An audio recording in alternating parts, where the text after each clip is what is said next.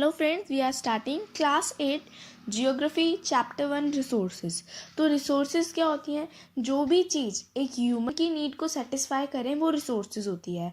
अब हर रिसोर्स के पास अपनी वैल्यू होती है। वैल्यू मीन्स वर्थ, कि वो कितना पा सकती है। अब ज़रूरी नहीं है कि सारे रिसोर्सेज के पास सेम वैल्यू हो। कुछ रिसोर्सेज के पास इकोनॉमिक वैल्यू होगी तो कुछ रिसोर्सेज के पास जियोग्राफिक वैल्यू होगी, बट सबके पास अपनी अपनी वैल्यू होगी। अब उस चीज़ को हम यूज़ किस तरह से कर रहे हैं वो हमारी यूटिलिटी है, कि हम उस रिसोर्स को किस तरह से यूज़ करेंगे। और रिसोर्सेज को, एक सब्सटेंस को रिसोर्स बनाने में बहुत ही इम्पॉर्टेंट फैक्टर्स का यूज़ होता है, और उनमें से the most important 2 factors are time and technology.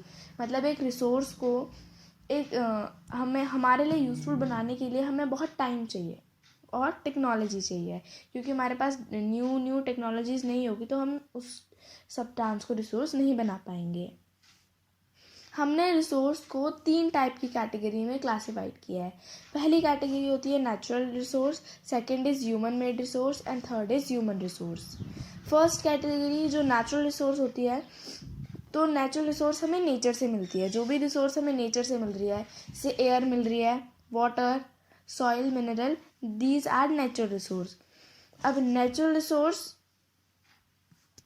को भी हमने डिफरेंट कैटेगरीज में डिवाइड किया है। जैसे डेवलपमेंट और कितनी हो रही है एक रिसोर्स की, हमने डेवलपमेंट के हिसाब से रिसोर्सेज को एक्चुअल रिसोर्स और पोटेंशियल रिसोर्स में डिवाइड करा है। एक्चुअल रिसोर्स क्या होती हैं? जिस रिसोर्स की वैल्यू नोन है, हम जानते हैं। और पोटेंशियल रिसोर्स आते हैं रिसोर्स जिनकी वैल्यू हम अभी पूरी तरह से नहीं जानते। और हमने ओरिजिन के हिसाब से हम उसको डिवाइड करेंगे ए बायोटिक एंड बायोटिक रिसोर्स में। जो ए बायोटिक रिसोर्स होती हैं वो नॉन लिविंग रिसोर्सेज होती हैं, नॉन लिविंग ऑर्गेनिजम्स होते हैं। बट जो बायोटिक रिसोर्स होती है वो लिविंग ऑर्गेनिज्म, जैसे प्लांट, एनिमल, ह्यूमंस। फिर हमने उसको स्टॉक के हिसाब से, कि कितना है, स्टॉक के हिसाब से हमने उसे रीन्यूएबल रिसोर्स और नॉन रीन्यूएबल रिसोर्स में डिवाइड किया है। रीन्यूएबल रिसोर्स जो रिप्लेनिश फिर से हो सकती है, ये अनलिमिटेड होती हैं। पर नॉन रिन्यूएबल रिसोर्स की होती है लिमिटेड होती हैं, ख़त्म हो गई तो ख़त्म हो गई, बहुत साल लगेंगे फिर से बनने में।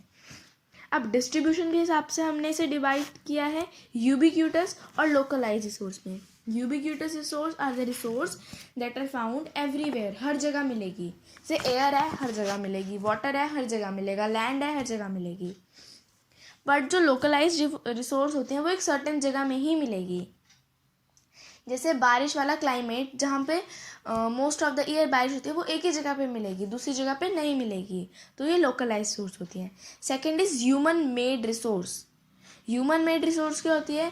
जो रिसोर्स नेचर से आ रही है और ह्यूमन उसे रिन्यू करके फिर रिसोर्स बना रहा है, जो अब जिसके पास अब वैल्यू है। जैसे जो आयरन निकल रहा है एकदम रॉ मटेरियल, हम उसको डायरेक्टली यूज़ नहीं कर सकते, उसको हमें पहले रिन्यू करना पड़ेगा, उसको एक चीज़ में चेंज करना पड़ेगा, तब जाके हम उसे यूज़ कर सकते हैं।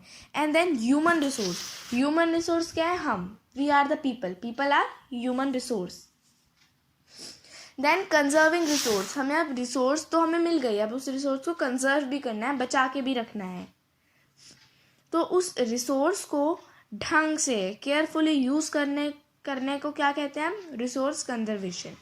और जब हम उस रिसोर्स को बैलेंस्ड वे में यूज़ करके आने वाली जनरेशन, फ्यूचर के लिए बचा के रखेंगे, कंजर्व करेंगे, then it will be called sustainable development. Resource को ढंग से यूज़ करना कहलाता है रिसोर्स कंजर्वेशन, और उसको एक बैलेंस्ड वे में यूज़ करना, जो हम फ्यूचर जनरेशन के लिए कंजर्व करके रख रहे हैं, दैट इज सस्टेनेबल डेवलपमेंट। इन दोनों चीज़ का डिफरेंस बहुत होता है। अब सस्टेनेबल डेवलपमेंट के भी प्रिंसिपल्स होते हैं। तो प्रिंसिपल्स क्या होते हैं? Respect and care for all form of life, कि हमें सारी फॉर्म ऑफ लाइफ की रिस्पेक्ट और केयर करनी है। Improvement of quality of human life और conserve earth's diversity. Thank you. Subscribe my channel, like, share, comment.